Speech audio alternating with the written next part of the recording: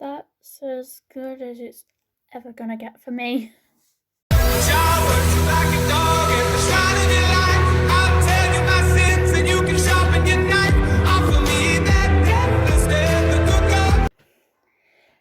Well, that's bright. The lighting is terrible as always, but it's getting there. Better brighter than pitch black and you can't see me. So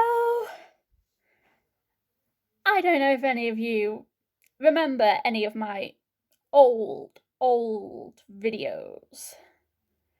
But I had a little series going, which I only did 2 videos for, but I never finished the other ones, and I had at least 2 more videos before I had to freestyle some videos for it, which I never got around to filming those 2 videos. But I was doing a little series called My Opinions.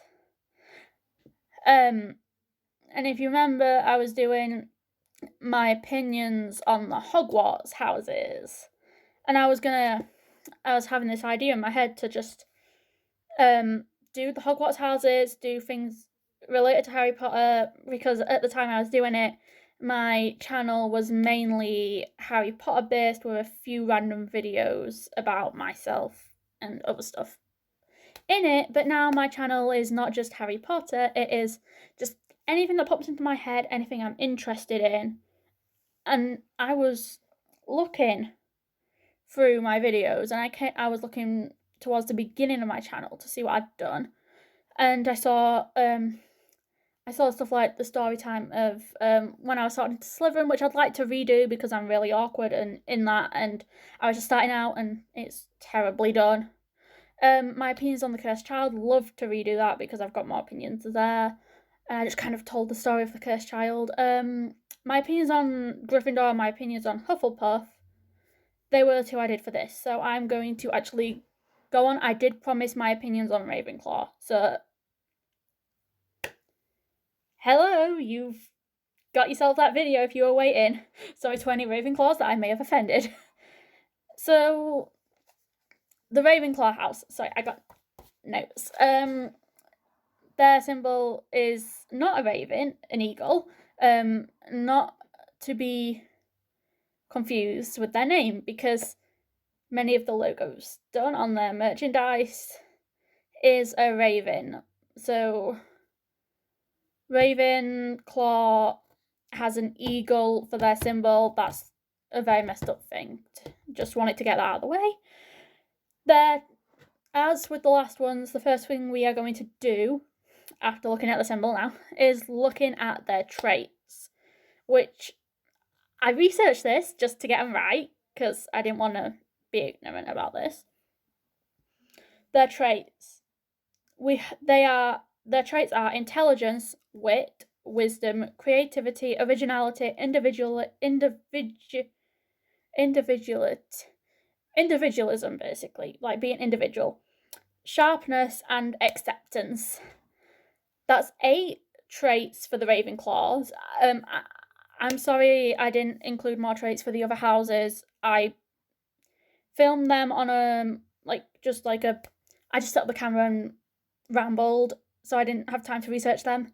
But they're the traits of Ravenclaws, which means that they value people who are intelligent, but not just in the box intelligent. This is in the box. In the box intelligence, because it has creativity and originality and stuff. It's like thinking outside of the box. So you could be in Ravenclaw and it could give you a riddle, and you could just give a response that isn't necessarily right but isn't wrong either. And the dog could still let you into the common room because it isn't wrong. It's just not the right kind of answer it was looking for, which is good. A character that almost ended up in Ravenclaw was Hermione, which I agree she was smart, but when you look at the other stuff like creativity and originality and stuff, I think she was a bit lacking in that area in her creativity, but she still would have been a good fit for Ravenclaw. Some really some Ravenclaw students include Luna Lovegood, which, come on, she's the embodiment of creativity and originality and being an individual in everything she does. She is just something else. You've got I gonna regret saying this, but you've got Cho Chang. Don't know much about her. Didn't really like her. That's a video for another day. Gilderoy Lockhart, Flitwick, and I also, while researching, found out that Moaning Myrtle, while she was alive, was a member of Ravenclaw House. Now, you have some pretty good people in Ravenclaw House, so that is, that's good.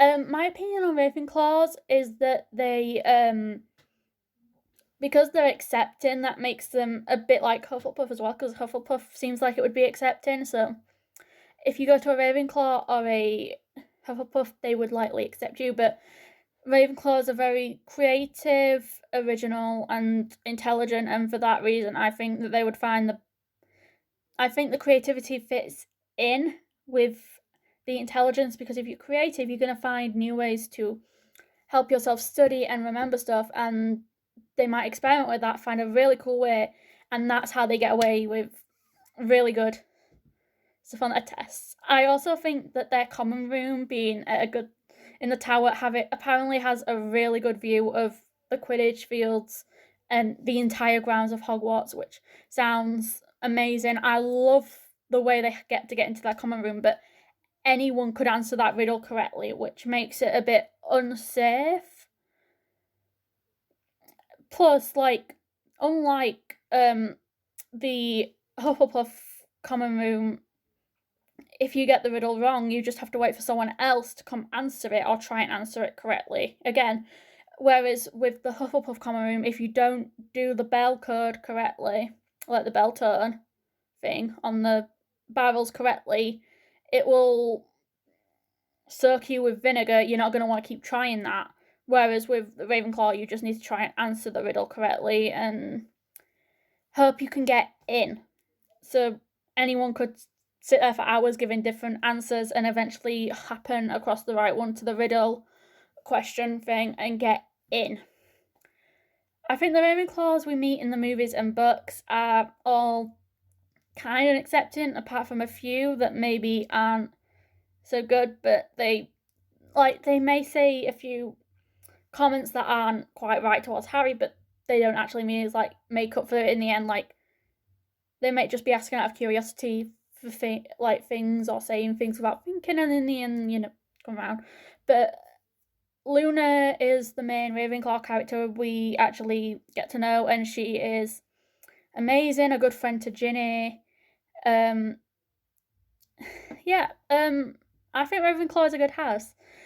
Before I took any Harry Potter tests, I felt like I would have been a Ravenclaw. I prided myself on my intelligence, and I am very creative and original with my ideas, and I like the idea of standing out and being an individual. I mean, I'm not always standing out and being an individual, but I want to be, and I am very accepting of most things, as long as no one is getting hurt, obviously. I'm okay with most things. But yeah. So, that was me rambling on for like 10 minutes about Ravenclaw. I suddenly remember why I didn't make any more of these videos. But like this video if you liked it. Comment down below if you have any opinions on Ravenclaw, if you think I missed anything out, if you think I needed to add anything into this video, subscribe and click the notification bell to see more of me. I'm not always this much of a mess, I promise. My videos are usually better. So yeah, that's all from me for now, and I'll see you in my next video.